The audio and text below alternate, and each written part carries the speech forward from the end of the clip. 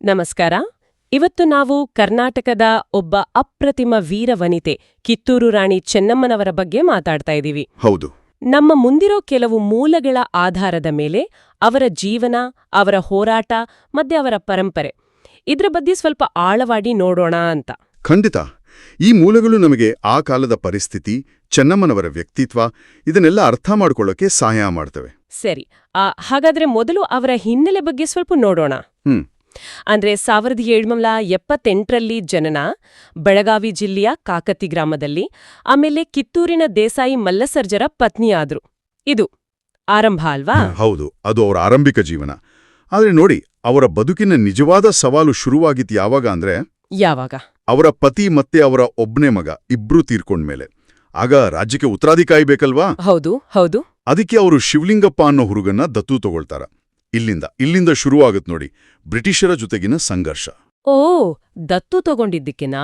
ಅಂದ್ರೆ ಕೇವಲ ದತ್ತು ಸ್ವೀಕಾರವೇ ಇಷ್ಟೊಂದು ದೊಡ್ಡ ವಿಷಯ ಆಯ್ತಾ? ಅಥವಾ ಬ್ರಿಟಿಷರಿಗೆ ಬೇರೆ ಏನಾದ್ರೂ ಉದ್ದೇಶಗಳಿದ್ವಾ?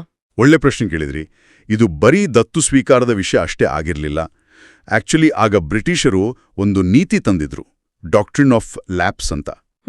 ದತ್ತು ಮಕ್ಕಳಿಗೆ ಹಕ್ಕಿಲ್ಲ ಅನ್ನೋ ನೀತಿ. ಅದೇ. ಆ ನೀತಿಯನ್ನ ತಮ್ಮ ಸಾಮ್ರಾಜ್ಯ ವಿಸ್ತರಿಸೋಕೆ ಒಂದು ಅಸ್ತ್ರದ ಥರ ಬಳಸ್ತಿದ್ರು. ಮತ್ತೆ ಮೂಲಗಳು ಹೇಳೋ ಪ್ರಕಾರ ಕಿತ್ತೂರಿನ ಆಯಕಟ್ಟಿನ ಜಾಗ ಇದೆಯಲ್ಲ, ಹೌದು, ಮತ್ತೆ ಅಲ್ಲಿನ ಸಂಪತ್ತು ಕೂಡ, ಇದೆಲ್ಲ ಬ್ರಿಟಿಷರ ಕಂಡು ಕುಕ್ಕಿತ್ತು. ಅದಕ್ಕೆ 1824ರಲ್ಲಿ ಧಾರವಾಡದ ಕಲೆಕ್ಟರ್ದ ಥ್ಯಾಕರೆ ಅಂತ. ಥ್ಯಾಕರೆ? ಹೌದು. ಅವನು ಈ ದತ್ತು ಸ್ವೀಕಾರ ಸರಿಯಿಲ್ಲ, ಕಿತ್ತೂರನ್ನ ಬ್ರಿಟಿಷ್ ಆಡಳಿತಕ್ಕೆ ಸೇರಿಸ್ಬೇಕು ಅಂತ ಹೇಳ್ದ. ಅಂದ್ರೆ ಇದು ಬರೀ ಕಾನೂನಂತಲ್ಲ, ಇದೊಂದು ರಾಜಕೀಯ, ಆರ್ಥಿಕ ಆಕ್ರಮಣದ ಭಾಗವೇ ಆಗಿತ್ತು ಅಲ್ವಾ? ಖಂಡಿತವಾಗಿ. ಆಗ ಚೆನ್ನಮ್ಮ ಸುಮ್ನೆ ಕೂರ್ಲಿಲ್ಲ ಅಲ್ವಾ? ಇಲ್ಲಿಂದ ಕಥೆ ರೋಚಕ ಆಗುತ್ತೆ. ಖಂಡಿತ ಇಲ್ಲ. ಚೆನ್ನಮ್ಮ ಒಪ್ಕೊಳ್ಳಕ್ಕೆ ರೆಡಿ ಇರ್ಲಿಲ್ಲ. ಅವರು ತುಂಬಾ ಪ್ರಯತ್ನ ಪಟ್ರು, ಪತ್ರ ಬರೆದ್ರು, ತಮ್ಮ ಹಕ್ಕನ್ನು ಪ್ರತಿಪಾದಿಸಿದ್ರು. ಅದೆಲ್ಲ ಮೂಲಗಳಲ್ಲಿ ಉಲ್ಲೇಖ ಇದೆ. ಆದರೆ ಮಾತುಕತೆ ಸರಿ ಹೋಗ್ಲಿಲ್ಲ.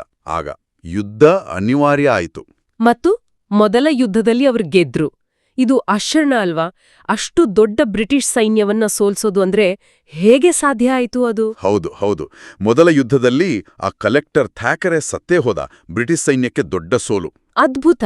ಇದು ಕೇವಲ ಚೆನ್ನಮ್ಮನವರ ಧೈರ್ಯ ಅಷ್ಟೇ ಅಲ್ಲ, ಅವರ ಯುದ್ಧ ತಂತ್ರಗಾರಿಕೆ, ಸೈನ್ಯಕ್ಕೆ ಸ್ಫೂರ್ತಿ ತುಂಬಿದ ರೀತಿ, ಇದೆಲ್ಲ ಕಾರಣ ಅಂತ ಕೆಲವು ಮೂಲಗಳು ಹೇಳ್ತವೆ.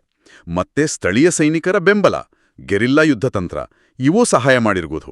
ಆದ್ರೆ ಈ ಗೆಲುವು ಹೆಚ್ಚು ಕಾಲ ಉಳಿಲಿಲ್ಲ ಅಂತ ಕಾಣತ್ತೆ.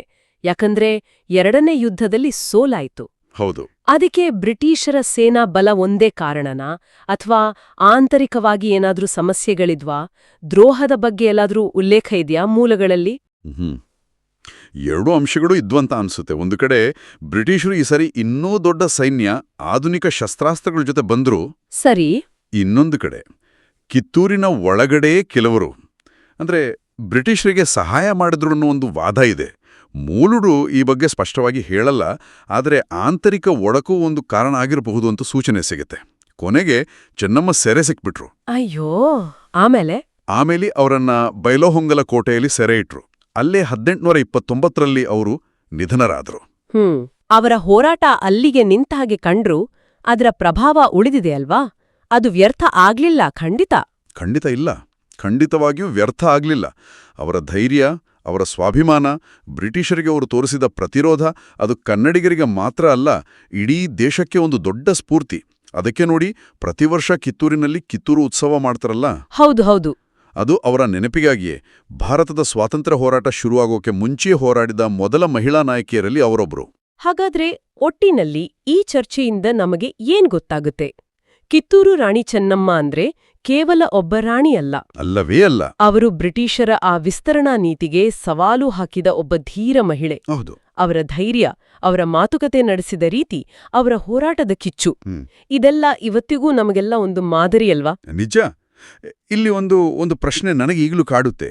ಅಂದ್ರೆ ಚೆನ್ನಮ್ಮನವರ ಈ ಹೋರಾಟ ಇದು 1857ಕ್ಕೂ ಮುಂಚೆ ನಡೆದಿದ್ದು. ಹೌದು. ಅದರಲ್ಲೂ ಒಬ್ಬ ಮಹಿಳೆ ನೇತೃತ್ವ ವಹಿಸಿದ್ದು.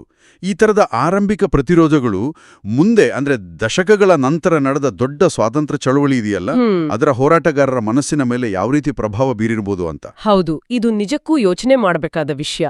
ಬಹುಶಃ ಅವರ ಕಥೆಗಳೇ ಪೀಳಿಗೆಯಿಂದ ಪೀಳಿಗೆಗೆ ಹರಡಿ ನೋಡಿ, ನಮ್ಮ ನೆಲದಲ್ಲೂ ಬ್ರಿಟಿಷರನ್ನ ಎದುರಿಸಿದ ವೀರರು ಇದ್ದಾರೆ, ನಾವು ಹೋರಾಡಬಹುದು ಅನ್ನೋ ಒಂದು ಕಿಚ್ಚು ಹಚ್ಚಿರಬಹುದೇನೋ ಅಲ್ವಾ? ಖಂಡಿತ.